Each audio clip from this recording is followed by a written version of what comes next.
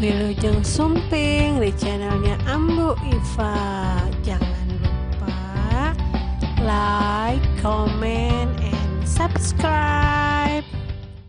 Assalamualaikum warahmatullahi wabarakatuh. Apa kabarnya kelas 12 OTKP? Mudah-mudahan semua dalam keadaan sehat ya. Yang sedang sakit semoga lekas sembuh. Untuk materi PKK pada pertemuan kali ini masih berkaitan dengan pertemuan sebelumnya ya, dimana Ambu minta untuk dibuatkan analisis tentang promosi saja dengan promosi online gitu kan ya. Nah, untuk promosi sendiri di pertemuan sebelumnya sudah Ambu bahas sedikit ya, bersama dengan brosur gitu. Nah, untuk pertemuan kali ini Ambu akan membahas tentang promosi online. Ya,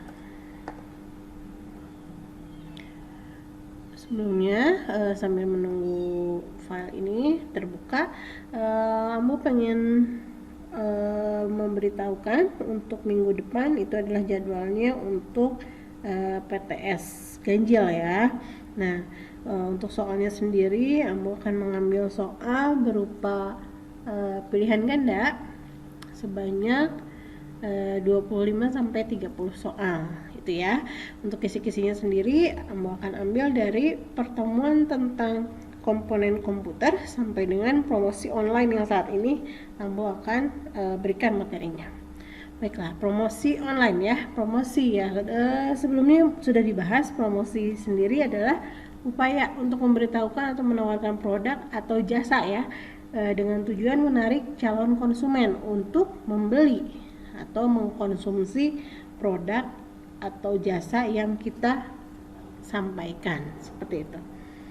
Nah, untuk promosi online sendiri ada 3 pokok bahasan yang akan dibahas di sini. Yang pertama ada jenis media, kemudian ada bentuk, kemudian ada syarat. Oke, dimulai dengan jenis media. Kalau sebelumnya promosinya dilakukan dengan tatap muka mungkin ya, menggunakan brosur atau media cetak. Untuk media promosi online yang biasa digunakan biasanya di sini ada Facebook, semua udah punya Facebook mungkin ya. Kemudian Twitter, kemudian Instagram, kemudian Pet. Ada yang Pet itu sebenarnya sekarang sudah tidak digunakan sebetulnya ya. Nah, Kaskus, kemudian Google Plus, kemudian Marketplace, kemudian blog, kemudian email marketing, YouTube, WhatsApp, TikTok, dan media sosial lainnya. Nah, ini penting karena mungkin sebagian atau seluruh teman, keluarga, kenalan gitu ya, itu semua rata-rata sekarang terhubung melalui media sosial. Nah, maka melakukan promosi melalui media sosial ini dirasakan oleh para pedagang gitu ya, itu lebih efektif dalam memperkenalkan produknya, seperti itu. Oke, kemudian selanjutnya bentuk-bentuk promosi online. Nah, untuk bentuk sendiri promosi online itu biasanya bisa dilakukan melalui media sosial seperti yang tadi dijelaskan sebelumnya, karena ini dianggap lebih efektif. Kemudian kita bisa menampilkan gambar yang menarik gitu ya di sosial medianya, sehingga membuat orang atau konsumen akan tertarik melihat apa yang kita akan jual, seperti itu. Nah, selanjutnya melalui media search engine. Oke, search engine itu ada yang tahu seperti apa? Ya, search engine itu kalau di bahasa Indonesia kan mesin pencari ya.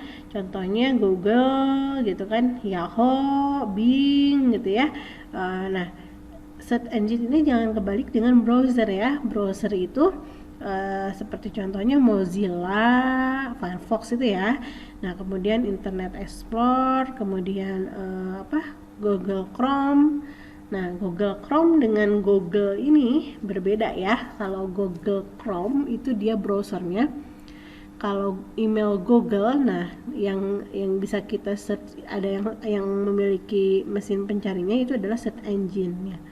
Seperti itu. Bisa membedakan ya antara browser dan search engine. Nah, kemudian ada melalui bentuk-bentuknya adalah melalui marketplace.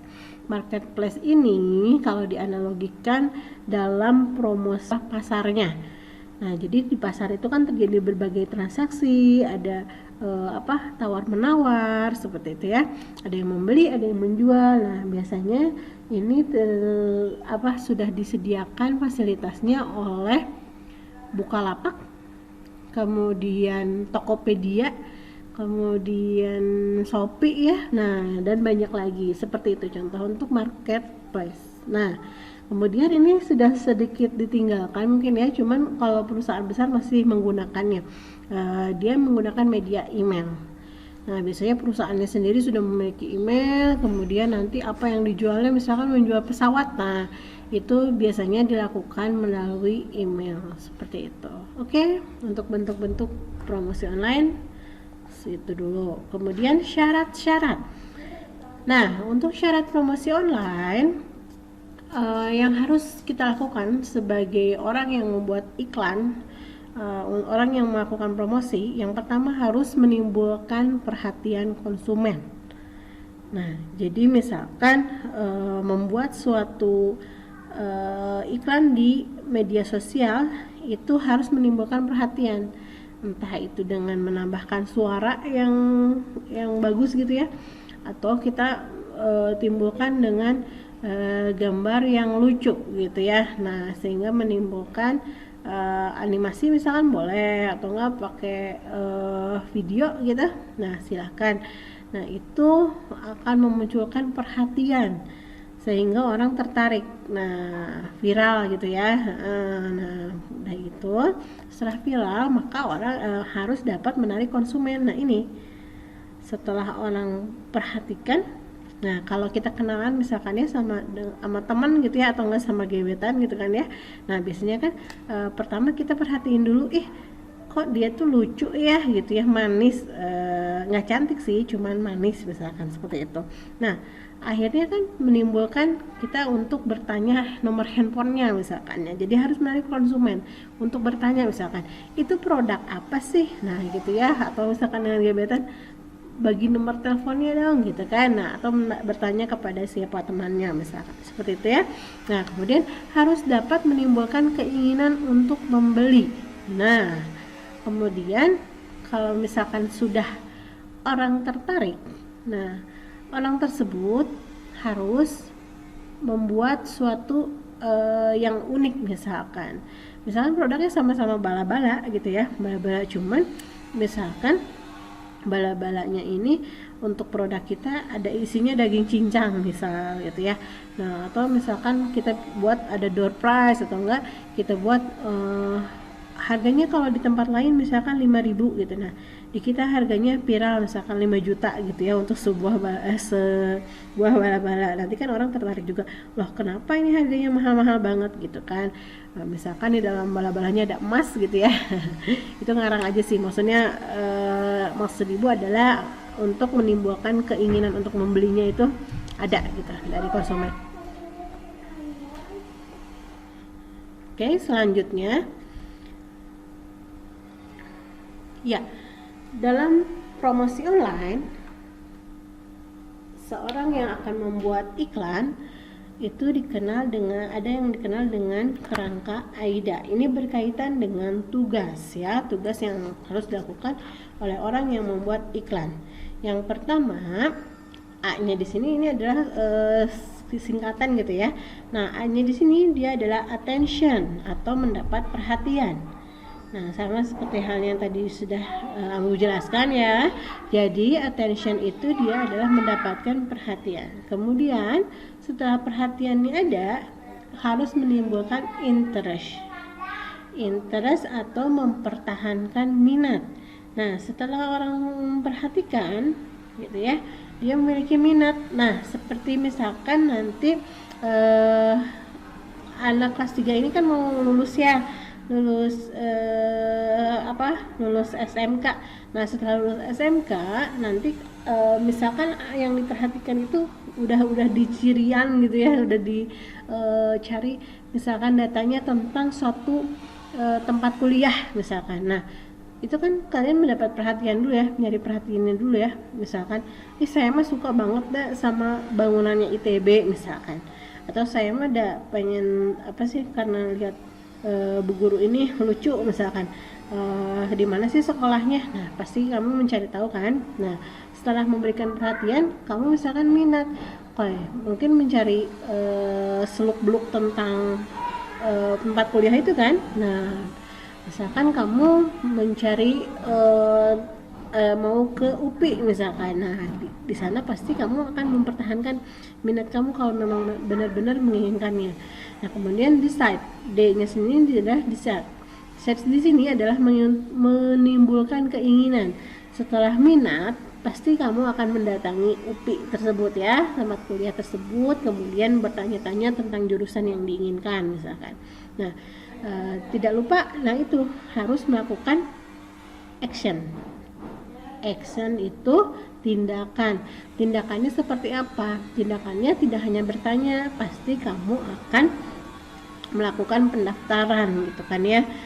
Kalau cuman dilihat doang kemudian dicari tahu, nanya-nanya tidak mendaftar, apakah bisa menjadi mahasiswa atau mahasiswi di kampus tersebut? Kan enggak ya. Jadi harus adanya tindakan. Oke, selanjutnya. Nah, untuk mendapatkan promosi online yang efektif dan efisien, yang harus diperhatikan yang pertama adalah tetapkan maksud, tujuan dan sasarannya. Nah, misalkan ini berkaitan dengan yang sebelumnya dilakukan analisis kita, yaitu tentang sasarannya, berarti WU ya. Nah WU-nya itu siapa sih sasaran kita? Misalkan kamu mau menjual nasi uduk misalkan ya. Nah kamu mau menjual nasi uduk di kompleknya bule, yang notabene makanan mereka bukanlah makanan pokoknya bukanlah nasi ya, tapi misalkan kentang. Nah itu berarti tidak sesuai dengan sasarannya, seperti itu ya. Nah kalau maksud dan tujuannya misalkan untuk agar produk itu dikenal gitu ya, itu boleh saja. Cuman kan kita biasanya menjual itu apa yang dibutuhkan oleh konsumen, itu yang utama gitu. Kecuali kalau memang inginnya cuman apa ya, musiman. Nah kalau musiman kayak misalnya sekarang nih lagi musim corona, nah banyak dijualnya masker seperti itu. Nah itu kan harus ada tujuannya dulu, harus ada maksudnya dulu, dan sasarannya siapa, seperti itu ya. Nah kemudian tentukan tempat, jumlah, dan kebiasaan konsumen. Nah itu tadi yang Ambu jelaskan. Jadi kita juga harus tahu kalau di RT ini, di komplek ini, jumlah orangnya itu misalkan ada 30 kepala keluarga. Nah kamu tidak membawa lebih dari barang yang kamu promosikan itu tidak dibawa dalam jumlah yang lebih dari 300 misalkan, karena setiap kakak misalkan paling juga membeli produknya ini dalam jumlah yang paling maksimal adalah 10 misalkan, seperti itu. Ini penting karena misalkan yang kita jual adalah makanan gitu ya, makanan apalagi yang besoknya basi. Nah itu akan bersisa banyak ketika kita akan tidak memperhitungkan jumlah, seperti itu ya. Nah kemudian tempat juga, walaupun misalkan makanan yang kita jual adalah kuliner dengan cita rasa enak, tapi apabila kamu mengambil tempatnya adalah di sebelah bak tong sampah misalkan gitu ya, itu tidak akan memunculkan suatu yang membuat orang tertarik, malah mending cari tempat lain aja deh gitu ya, daripada makan di sebelah tong sampah, seperti itu ya. Seperti yang sempat ibu lihat itu yang di depan Cicendo ya, rumah sakit Cicendo, itu ada lontong kari enak di sana, tapi kalau dilihat dari jalan itu adalah tong sampah. Nah rata-rata orang membeli ke sana juga mungkin jadi lebih ke oke, kita beli tapi mending dibungkus aja deh gitu ya. Nah, seperti itu. Nah, itu harus diperhitungkan juga. Oke, kemudian persiapkan kata ketika promosi ya, bahasa, gambar, layout, dan penyajiannya. Oke, bila kita mau menggunakan media sosial, ini sangatlah penting. Yang pertama, kita harus mempersiapkan kata. Nah, bahasanya itu kalau ini dijual untuk orang tua, kata bahasa itu harus yang sopan, seperti itu. Nah, beda lagi untuk kalangan teman-teman misalkan ya, kita bisa gunakan misalkan kata-kata gaul, misalkan hai guys gitu kan, seperti itu bisa digunakan gitu ya. Nah, penyajiannya juga ini harus santuy ya, harus sopan gitu kan, tidak menggunakan gambar-gambar yang menimbulkan unsur pornografi misalkan gitu ya, atau enggak unsur-unsur kekerasan seperti itu ya. Nah, kemudian yang selanjutnya, tentukan medianya. Nah, ini penting karena dari media yang tadi Ambu sajikan, itu media-medianya mana sih teman kalian atau kenalan kalian, atau platform mana sih yang paling membuat kalian nyaman dan banyak followersnya gitu ya. Nah, misalkan saya sih banyak followersnya misalkan di WhatsApp gitu. Nah, kalau kayak gitu jangan melakukan promosi di Instagram gitu ya. Jadi lakukan promosi di tempat media yang di sana banyak teman kalian, seperti itu. Dan siapkan tenaga ahli. Nanti ketika sudah berkembang, sudah bagus produknya, tidak melupakan ini, jadi di sana harus disiapkan tenaga ahlinya. Misalkan yang membuat videonya siapa, yang membuat gambarnya siapa, yang mendesainnya siapa gitu ya. Nah, seperti itu. Oke. Ya, selesai sampai sini. Oke, untuk pertemuan kali ini kamu tidak membuatkan tugas apapun kecuali presensi ya, diisi. Karena minggu depan itu sudah masuk UTS dengan kisi-kisi yang tadi Ambu sebutkan, dari mulai yang hardware, software, brandware sampai dengan yang tadi Ambu jelaskan. Oke, dalam promosi ini ada yang tertinggal, ada yang biasanya istilah-istilah yang seperti brand name gitu ya. Brand name ini biasanya adalah merek dari suatu produk atau jasa yang kita jual, seperti itu. Nah, kemudian ada juga kata-kata seperti brand mark. Brand mark ini dia adalah logo, ya kan? Ada mereknya, tulisannya itu ya, misalkan namanya apa. Nah, kemudian misalkan kunafe. Nah, kunafe itu kan ya. Nah, benchmarknya apa? Benchmark itu biasanya dia dengan logonya seperti apa. Nah, kemudian ada trademark. Nah, trademark sendiri dia adalah merek dagang yang sudah dilaporkan gitu. Seperti itu ya. Nah, oke, untuk lebih jelasnya apabila nanti kalian ingin membacanya dari buku, Ibu mengambil dari buku Produk Kreatif dan Kewirausahaan SMK dan atau MAK yang bisa dilihat di perpustakaan gitu ya, untuk kelas 12. Nah, itu ada di halaman 50 sampai dengan halaman